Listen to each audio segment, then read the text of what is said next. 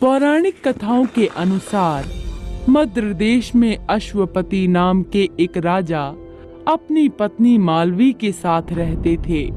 उनके पास संसार की सभी सुख सुविधाएं थी, किंतु सब कुछ होने के पश्चात भी वो संसार के सबसे बड़े सुख से वंचित थे, क्योंकि उनकी कोई संतान नहीं थी।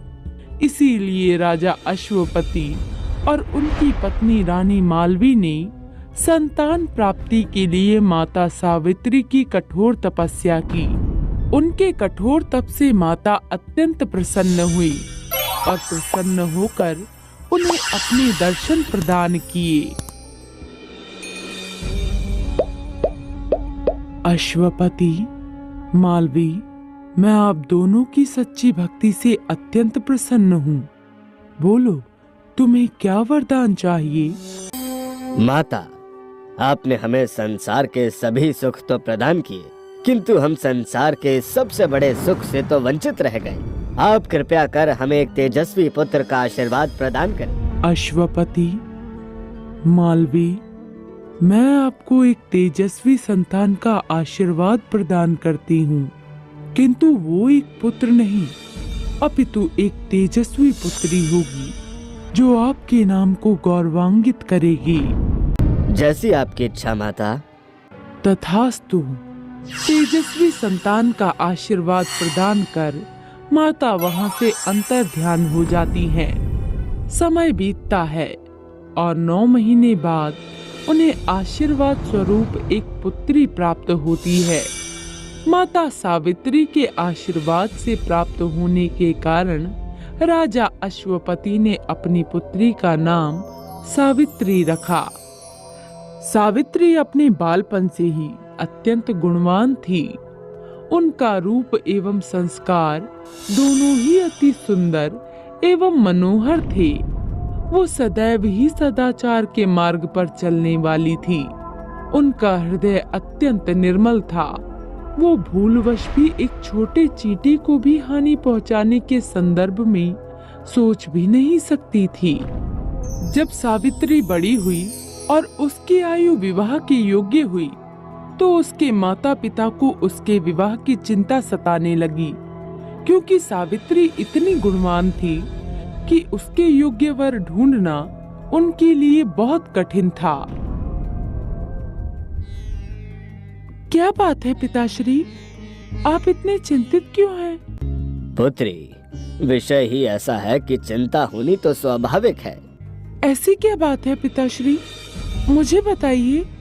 मैं अवश्य ही उस समस्या का हल ढूंढने में आपकी सहायता करूंगी, जिसने आपके मन को इस प्रकार अशांत कर दिया है। पुत्री, मुझे तो केवल अब बस तुम्हारे विवाह की चिंता है। तुम अब विवाह योग्य हो गई हो। हम भी बाकी सभी माता पिता की भांति तुम्हारा कन्यादान करना चाहते हैं। इसलिए हम चाहते हैं कि तुम स्वयं ही अपने गुणों एवं योग्यता अनुसार अपने लिए एक योग्य वर ढूंढो। जैसी आपकी आज्ञा पिताश्री।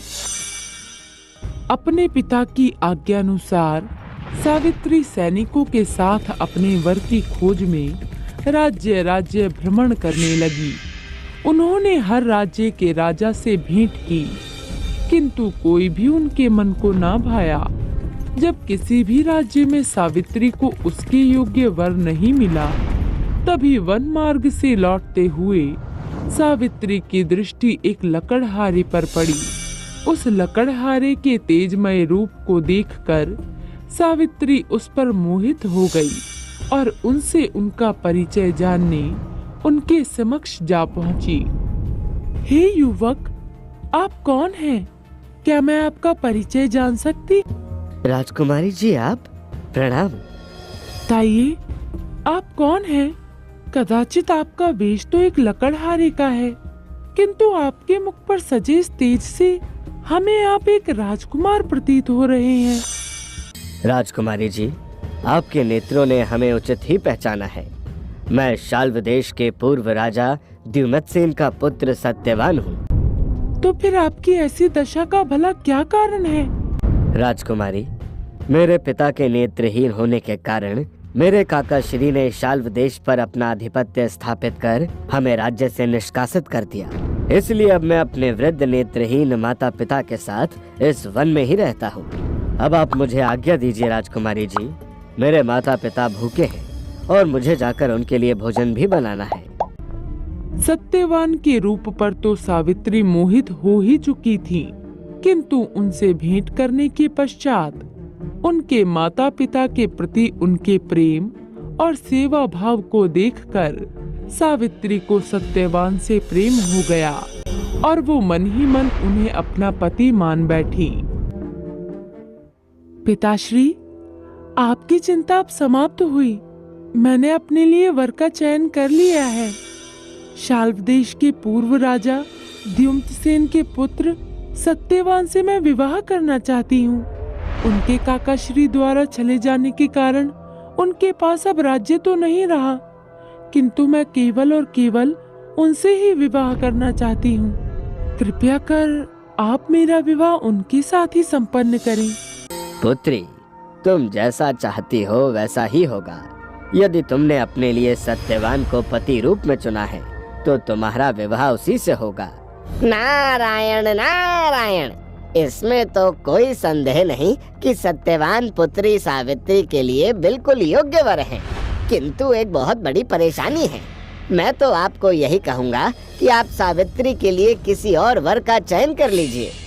नारद मुनि, अभी तो आपने स्वयं कहा कि सत्यवान हमारी पुत्री सावित्री के लिए योग्य वर है, तो फिर अब आप ऐसा क्यों कह रहे हैं कि हमें अपनी पुत्री के लिए किसी और का चयन करना चाहिए? क्योंकि सत्यवान अल्पायु है राजाश्वपति, उनके पास उनके जीवन का केवल 1 वर्ष ही शेष है। ये आप क्या कह रहे हैं मुनिवर?